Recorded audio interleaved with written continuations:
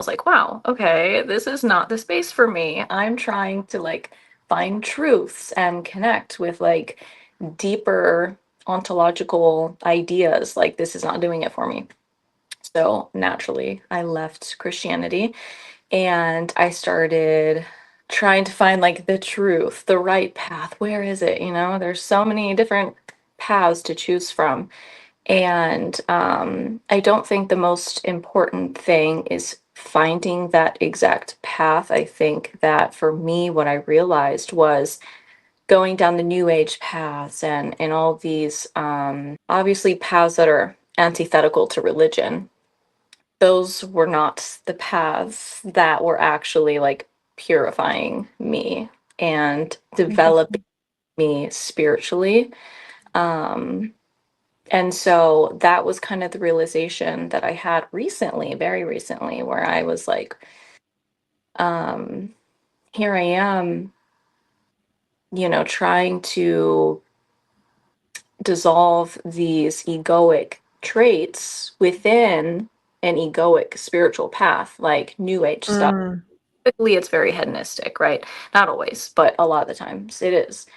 And I was like, this is a complete contradiction. This doesn't make any sense because I can't leave the imprisonment if I'm like literally using the tools of the prison. And that was when it clicked that, religion and these rules and the modesty and the fasting and all these things was like, oh my God, it makes sense. I understand the wisdom now. And it was something that just never hit for so long.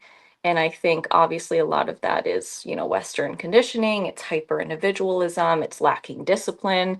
And me naturally just being a very spontaneous, rebellious, kind of hedonistic person anyway.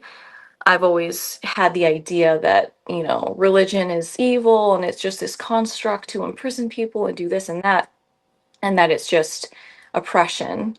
It's a lot of people's idea, right? And I think as I've gotten older and more intelligent, I've been Uh-huh. able to decipher the difference between the religion and the purpose of the religion and why it is a thing versus, bad misrepresentations of that religion.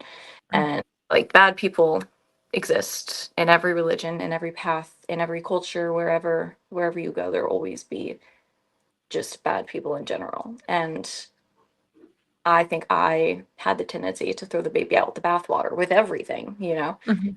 Find this thing that you don't really like about something and you just write it off completely. But yeah, I think I just finally understood the deep wisdom and value behind religion finally. Someone brought it to my attention too that what I was explaining was the difference between like the Nofs and then I guess like the what is the other thing called? Is it the Ra? There's The another roux? there's like another word for a different part of you that is not the indulgent like earthly impulsive self. I'm not sure. I'd have to look that one up. Yeah. And it was shocking on that original video that I had made. They were like, you're describing the difference between the Nofs and this so well. And I was like, oh wow, I didn't actually know what those were. Mm. When you're saying that, it immediately made me think of how Allah tells us in the Quran, have you not seen those who worship their desires? And I think that's what a lot of like new age spirituality is, right? It's like worshiping your desires. Yeah. And I lived in LA, right? So I've been down that path. Like this is LA. This is like the universe and law of attraction and all this kind of stuff. Like this was my life for a very long time. Mm. So yeah, I completely understand that. And I think this is a path that a lot of people are going on. They're coming from Christian backgrounds. They're not relating to the religion because there's a lot of theological problems, a lot of issues there, and they're leaving the religion, but they're wanting to connect with God. They're not knowing how. They're thinking all religions are like Christianity. So they're just going, okay, you know what? Let's just go for like some kind of Buddhist-y, like, or Yes. not even Buddhism. Any, it's there's like all these different, there's not even names for it now, right? Because if you name it, then it goes against the whole concept. It's just like, I believe in God, I'll meditate and this kind of stuff, but that's it. And I'll still kind of do whatever I want. And So Uh, what is it that made you realize that there's wisdom behind these sort of discipline structures that we have in Islam and not just kind of doing whatever you want? I think there's a lot of different things that contributed to that. Like for one, I think kind of putting my foot in the door with certain things that had to do with Islamic practices, and then also really taking in the way I see other people conceiving of reality and their suffering and how they get through it and what it does for them on a soul level, and realizing like, okay, this there's something really deep and rich here that I don't understand, and it's working. Like it's doing things for people. It's impacting them. It's purifying them. It's transforming them. It's keeping them accountable. It's keeping them on the path, right? And that's something that I felt like Christianity lacked, at least where I live. I live in the United States. You know, the face of Christianity here is evangelicalism. It's fundamentalism. It's not orthodox. So maybe, you know, in countries where orthodox is prevalent, that is making a better contribution to them. But the Christianity that's practiced here, it doesn't provide that for people. Everyone is still very much just at the whims of whatever the world is like dragging them through, you know? Interesting. So let's go on to Christianity then. Yeah. So, subhanallah. With Christianity, what was sort of like the main issues for you? Mm. So the Trinity for one. Um, the penal substitution theory, like the fact that God needed to sacrifice himself to atone for the wrath behind. Um, I think that God is far more powerful than needing that. Then original sin with, because I just felt that that did not fit the way that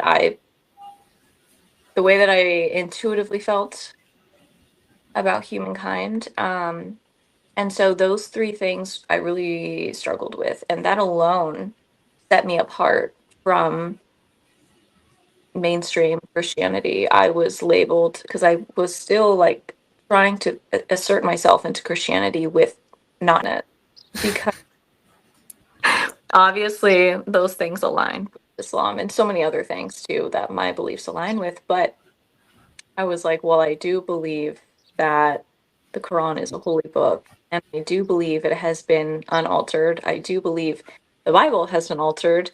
I do believe Muhammad was a messenger. So how do you reconcile? You know, a lot of people would say, well, why wouldn't you just be an Orthodox Christian? Well, how can you be an Orthodox Christian, but you do believe that the Quran is a holy book, Hmm. and believe that Muhammad was a prophet and a messenger? Like Hmm. you can't like backtrack. So that was, Mm.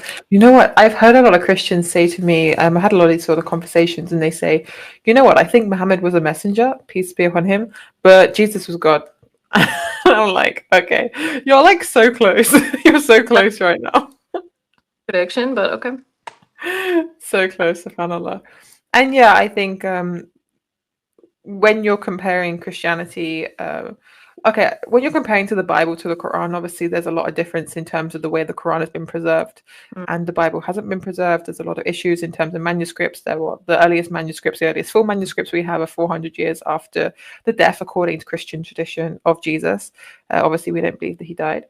Um, and those, when they found those manuscripts, they found a lot of differences in the King James Bible. There's so many differences in different verses, and then it begs the question of, if one Bible was different to another Bible, then which one's the word of God? Because the word of God can't be mixed with the word of man, otherwise it's not the word of God anymore. And then which is the word of God, what's not? And then there's so many confusing things. And then you made a reel about Paul as well recently. What about Paul? Let's have a discussion about that. What did you find about Paul? About, oh my gosh, Paul. Yeah. So the whole idea that Jesus was God came from Paul's, vision, his revelation that he had. And then he said, "Oh, you guys, like this is the situation, you know, like a trust me, bro moment, right? Because all of the apostles that actually walked with Jesus, they didn't believe that Jesus was God. They were still Jewish, and Mm. they obviously you can call them early Christians, of course, but they didn't hold the idea that Jesus was God. And there was a lot of disagreement amongst the apostles and Paul. And what I found to be remarkable was that Paul was persecuting early Christians, literally unaliking people for Yeah. being Christian. And so then he comes in and hijacks the Christian movement. I believe that he created a psyop. That's my theory. I think it was intentional, and I think that it was to divert the Christians and mislead them. Because now you have salvation through faith alone, which I feel like any spiritually intuitive person would say that that's absurd. You can't have faith alone and no works and expect your spirit to be purified. You know, that obviously groups in your intentions, your words, your thoughts, your actions, like all of these things. You have to have like a pure heart, you know, to have that real deep spiritual transformation. And so there's a book, it's called The Biggest Mystery of Christianity. And the biggest lie is that a lot of Christians believe holiness is not attainable. And so they don't even try. And then you have the original sin theory that also compounds this. And they're like, oh, I'm born a sinner and I'll never be good enough and I'm never worthy. I'm so this, I'm so that. And so it actually, I've seen this happen firsthand with so many people. They just self-sabotage and they'll sin and sin and sin and do like just horrible, shameful things. I'm like, oh, well, I can ask for forgiveness, so it doesn't really matter. And I believe Jesus is God, so I'm fine. I'm safe. And it's just, yeah, it's a cop out. Mm. It's interesting because I saw a video of a Christian preacher, and he was speaking to a Muslim hijabi, and he said to her like, "Oh, you should become Christian because all you have to do is believe in Jesus, and you'll be saved. You can do like whatever you want." And she was like, "Oh, that's really cool." And I was like, "No, where's the justice? Like, there's no justice. You could be a raper and a murderer, and you could just cause corruption on the land and kill everyone, and you're gonna go to heaven. Like, what? What's the point? Like, what's the point?" Yeah. Subhanallah. And I feel like if you look at Judaism and Christianity, both take it too far. Judaism, they believe you have to be born a Jew in order to go to heaven. And then Mhm. Christians say you just have to believe and you go to heaven, whereas Islam says, no, you actually have to do good. Like, you actually have to do something good in the world. Within the Abrahamic tradition, like it's recalibrated and it still holds like the best thing from both sides, you know? Like you still have a lot of the, you know, holistic things that are really important in the tradition from Judaism, and then you have the fact that they accept as a prophet and a messenger.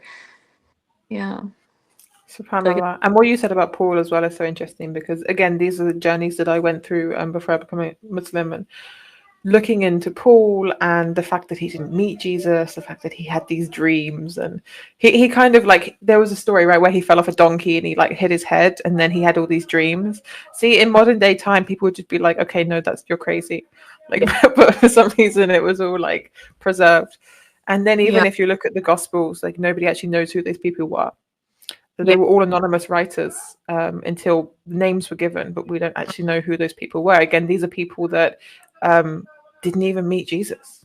Yeah, Like these are exactly. people that didn't meet Jesus. Mhm. And so you got the whole of the New Testament is from people that never met Jesus. Mhm. And it just hurts. It just hurts your heart because, according to the Islamic belief, we believe that Jesus was given the Injil and none of it survived, and that these bishops and priests and everything were given the task of preserving the religion, and nobody preserved it. Yeah. And nobody fulfilled their duty, and they corrupted it, and they lost the word and everything, which makes it's so sad to think. You know, Allah even tells us in the Quran that um, like there are those people that sell the religion for a little, like as if to say like there are people that will literally just for dunya gains, for the worldly gains, they'll just say whatever and do whatever because they're selling the religion. And this is kind of what it was, right? They were selling the religion for the gains, whatever the gains were. If you look at Paul, the reasons why he changed things because he was preaching to the Romans, and the Romans believed in like these kind of human gods. So how he changed the religion in order to preach to them is where we're told we spread the message in Islam is to be as authentic as possible, even if it's hurting someone's feelings, even, because you have to send the message and you can't change it in any way. Mm-hmm. Subhanallah. Yeah. But yeah, there's so much to be said there, subhanallah. I genuinely feel a lot for our Christian brothers and sisters because we're even told in the Quran that like the Christians are people of mercy, like they're Yeah. people of mercy, they're people of rahmah. And these are our brothers and sisters, these are people that have been given mercy in their hearts. And I genuinely believe a lot has been done to corrupt the religion. And I really just pray that everyone like just has a look into what Islam is, how it's different, how the Quran reads so differently to the Bible. The Bible's just testament, is why it's called the New Testament. It's just people's testimonies. Look into the Quran, it reads so differently, subhanallah. And that's what I'll always urge. Yeah. MashaAllah. Just there's so much to say on it. Subhanallah. Word. And I, especially when the people that are the closest to you that you love so much in your life and they are Christian and they still have a lot of fear and misunderstanding around Islam, and so they don't even really want to touch that fear. So there's just a big barrier and misunderstanding sometimes with Christians, and it's like I understand the I understand the fear because I'd worked through it myself, and they just want truth and we just want truth, and so everyone is just like trying to find truth and God and connect to God, but it's like I just wish that it was a little bit easier to like close that gap because there would be so much love, connection, power in doing that. Mm. You know what? I'm not sure if everyone's trying to find truth. I think there's a lot of people that don't want to find truth. I think there's a Mhm. lot of people that just kind of want to believe that the way they've been born is like in the perfect way with the perfect religion, and they just got lucky, and they don't actually want to search. And there is a certain arrogance there. I think like a white supremacy of, you know what, like we've got it right because we were born white. We're like superior, we've got the right religion, there's no point looking into other ones because like we're the best kind of thing. And it's like on a subconscious level I sometimes find, and yeah, a lot of people don't want to find the truth because the truth hurts, it causes discomfort, cognitive dissonance. Like it actually, whenever you have this sort of discomfort feeling, you have this cognitive dissonance of I have to not change my beliefs, but I have to like try and somehow get rid of like this truth that I'm being told in order to make sense of my own faith. And it's a really dramatic, subhanallah. Yeah, that's a type of exceptionalism that a lot of people, and yeah, whether it's white people in general or it's Western people in general, or, I don't think it's typically Christian people in general, but there is an exceptionalism that is just like baked into the conditioning of so many people to where, like, Western ideas of like liberation are the exceptionally good. They're just like they are the best, right? Or the Christianity that people practice or attempt to practice, like that is the exception. It is like the ultimate. It is the best. And it's like you can't consider that maybe, just maybe, there are other things to learn out there, Mm. as if you just kind of won the lottery culturally, religiously, geographically. There's a lot of Yeah. understanding about so many things in the world. Okay, so how was then the whole concept of dressing modestly for you? Did you have to completely change your wardrobe, or was it like you were already kind of there with Christianity? Um, so in between leaving Christianity and then reintroducing myself to Islam, I was in a very new agey place. And it was through that I realized I was like doing that at my own peril. And I was like, this this isn't what I should be doing with my life and myself and my time. And so I was not my wardrobe was not super modest. It's still not very modest, but I have enough things that I can, I can make it work sometimes. But I did buy a lot of new things because of that. Um yeah, the modesty thing has been, probably will be, one of my biggest hurdles to get over, because I think that Western conditioning is so deep in me sometimes, to where I really did have to listen to other women and empathize with their point of view when they genuinely, authentically say, I dress this way by choice and I feel so much more empowered doing so. And I listened to their reasons, and that is when it just started really clicking. We can do the whole exceptionalism thing where we're like, no, this is what's liberating, this is what's best. But whenever we like drop our pride and we're like, okay, I want to know, why is this empowering for you? Like, why is this what you choose to do? And then Mm, you don't just like listen to respond, you listen to like understand. And I was like, wow, yeah. That makes actually way more sense, because here we are imprisoned by unrealistic beauty standards, plastic surgery, dieting, OF stuff. There's so many different things that we're convinced, like, okay, well, your value and your sex beauty and sex appeal are not the same thing. And I think that really have been conflated. And so whenever we see women covering up a lot, it's like, oh, well, she's less healing or like rack, like for women to, for one, change their point of view, and two, accept the idea of like beauty. But it's like, well, what is your idea of beauty? you know? mm, mm, And then it changes your idea of how you feel beautiful. And so that was something that I really struggled with. And I've always been a very like, don't tell me what to do type of person.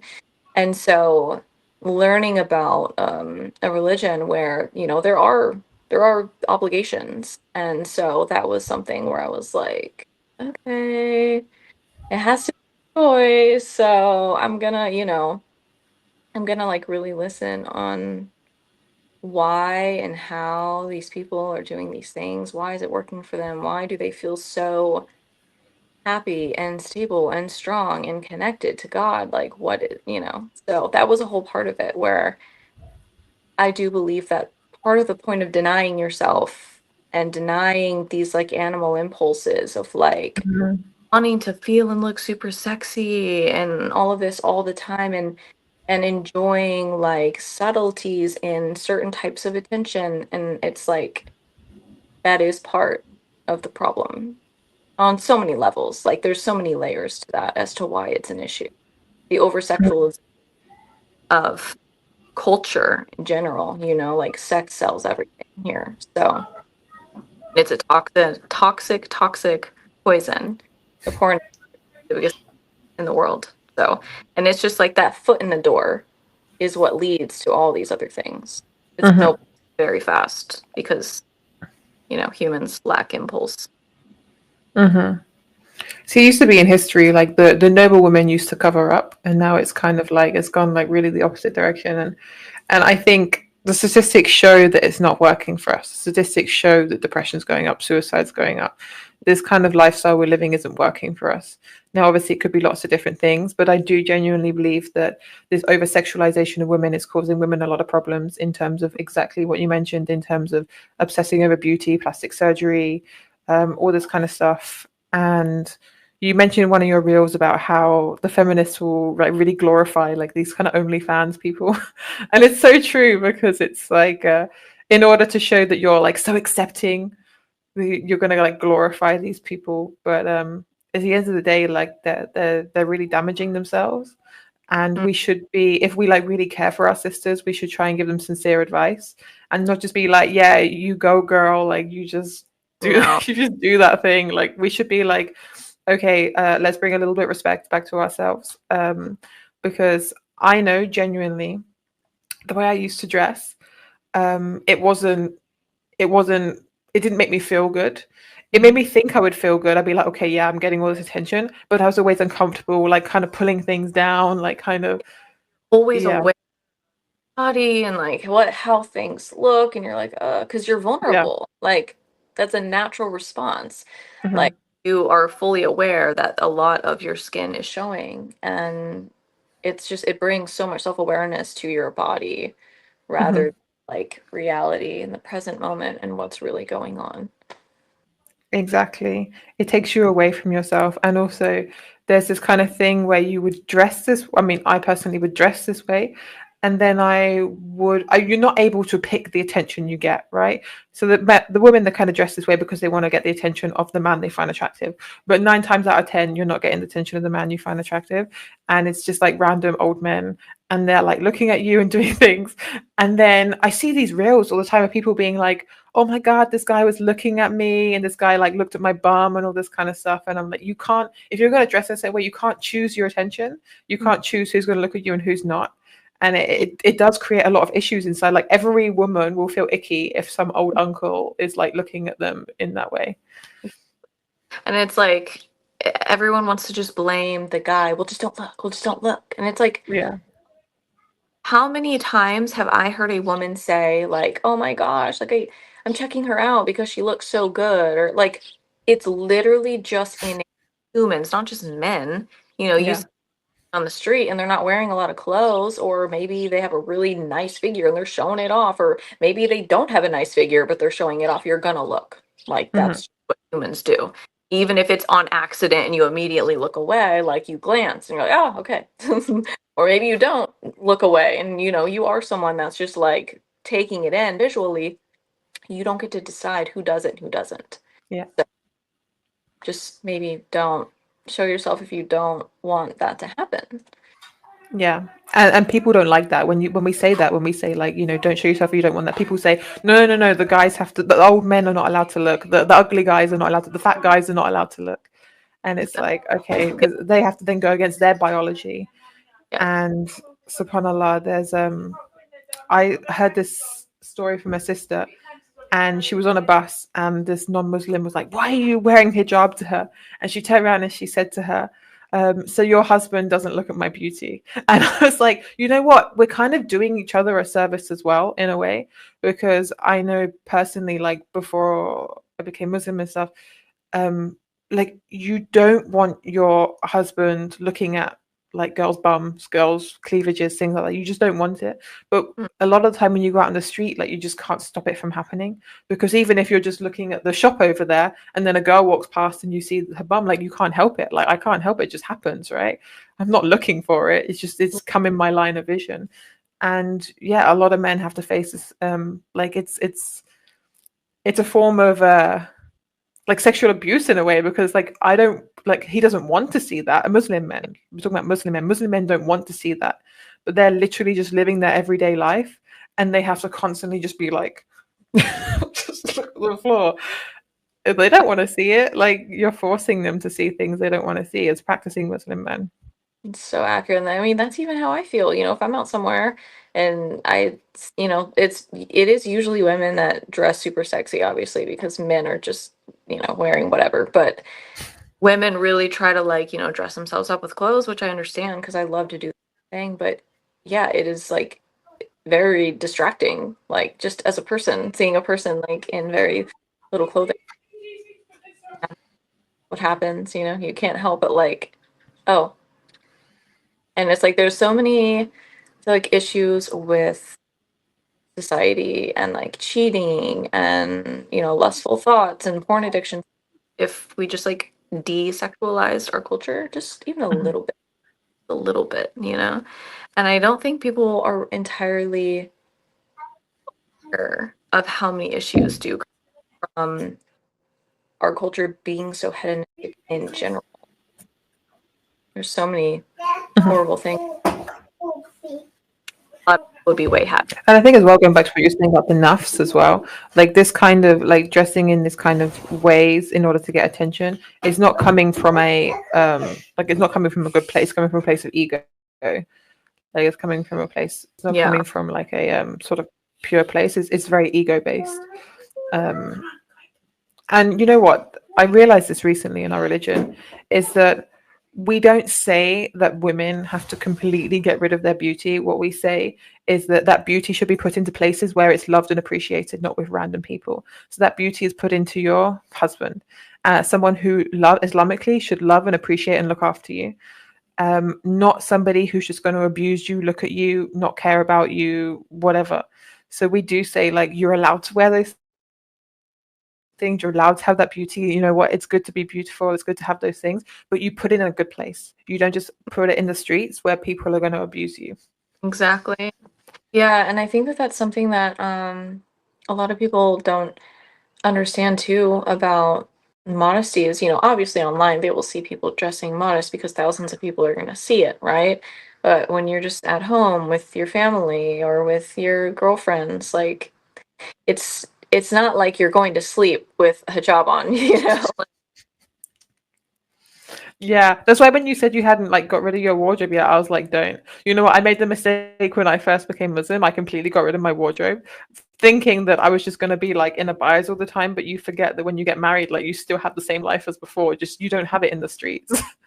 Exactly, exactly. And that was something that I didn't fully understand either. I was like, I don't know how I could possibly just dress so modest all the time. And I'm like, I leave the house like maybe once a day for a couple hours, like, and then I can actually come straight home and just wear whatever I want to, you know?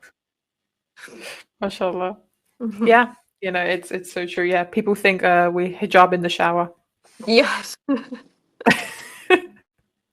Subhanallah. I do genuinely believe modesty is a very powerful concept and also on self-image. Like in the self-help world, we're always taught that the things that you say to yourself are really important. And I think when you start dressing in sort of a modest way, your internal dialogue starts being kinder as well because you stop emphasizing how the way you look so much. It's not like the most important thing in the world anymore. Like your brain is more important, the way the religiousness is more important. There's so much more things are more important, and it really just sort of changes your whole brain structure and focus and what you focus on in the world, and in Yeah. an insanely positive way.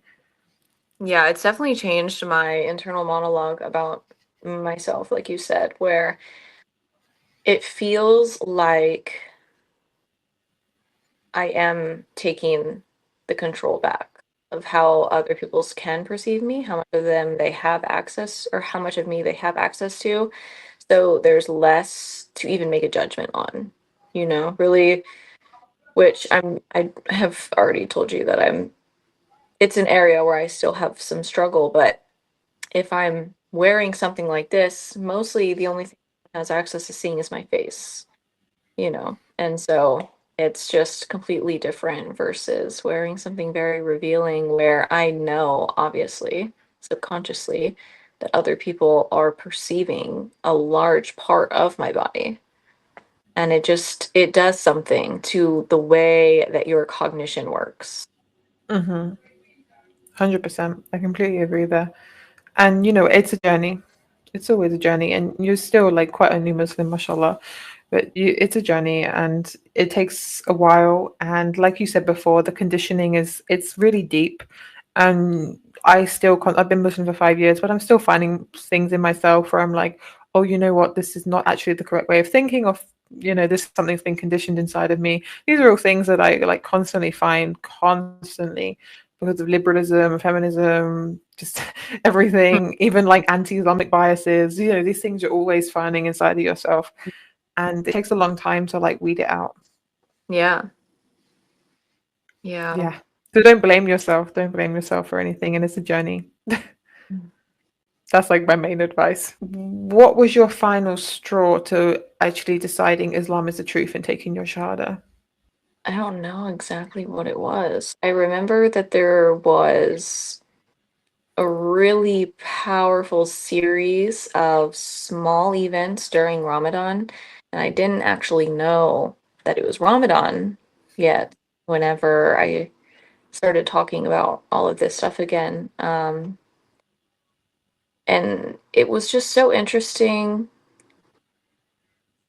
with like the realizations that I was having. It was basically like God just speaking to me. It's in some way, shape, or form.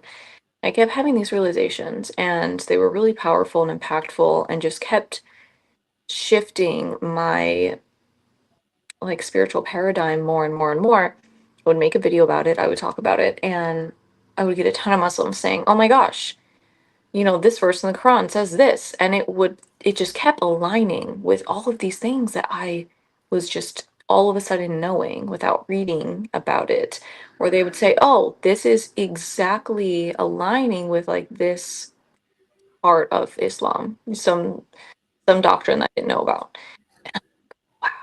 And it was so beyond validating, and I just had this really intense peace in my soul, and I was like, wow. It was so tangible. And again, this was during Ramadan, and people were saying like, you know, for you to be having these types of realizations during Ramadan is like really cool. Like that's serious. And I was like, wow, you're right. And so it just like kept snowballing, and I think I just kind of hit a point where I was like, yeah, I think it's time, because I had already read several books and started reading the Quran, started reading the Sealed Nectar a year ago.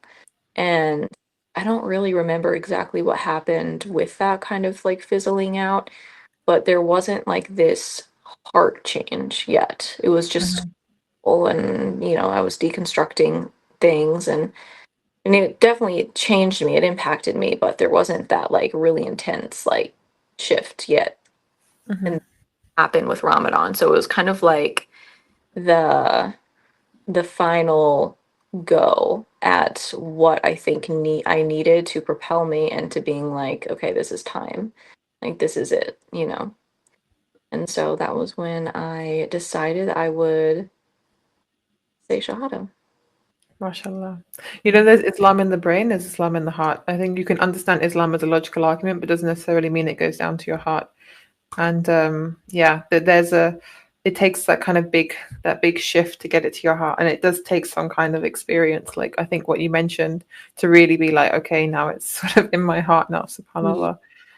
Yeah. Um, by the way, you should join my I have like this platform called Teacher's Legacy Circle. Just as a side note, I have this platform called Teacher's Legacy Circle, and we do all these live sessions. We have pre-recorded courses as well. We have like 13, 14 plus live sessions a week, which are like super interactive. So you should come and join in. It's not like a YouTube lecture because you can sit and watch a YouTube lecture whenever you want. These are interactive sessions where some of them are taught by me. I have other teachers as well, and it's like asking questions. So, for example, we'll have a session called Ayat to Ayat, which is just doing one ayat of the Quran every single session. And Mhm. we'll go over the ayat and we'll ask questions like, what do you think this mean? What does this mean to you? All the sisters will discuss. It's really nice interactive sessions. And it's really like purifying. A lot of the sisters say they found these sessions to be very purifying. And one of our last sessions was Islamic self-help and wellness. And we did a session on khushu, like presence during prayer. And they're really great sessions. So you should come along. You should join us. I can give you a free membership, free lifetime membership if you want. Come and join us. There's loads of converts there. You'll meet so many converts, subhanAllah. It's a really nice community. Yeah, I would love to. Yeah, it's really great. Okay, awesome. So make sure you guys check her out on Instagram. Her reels have been super inspiring. And thank you guys for watching. Assalamu alaikum.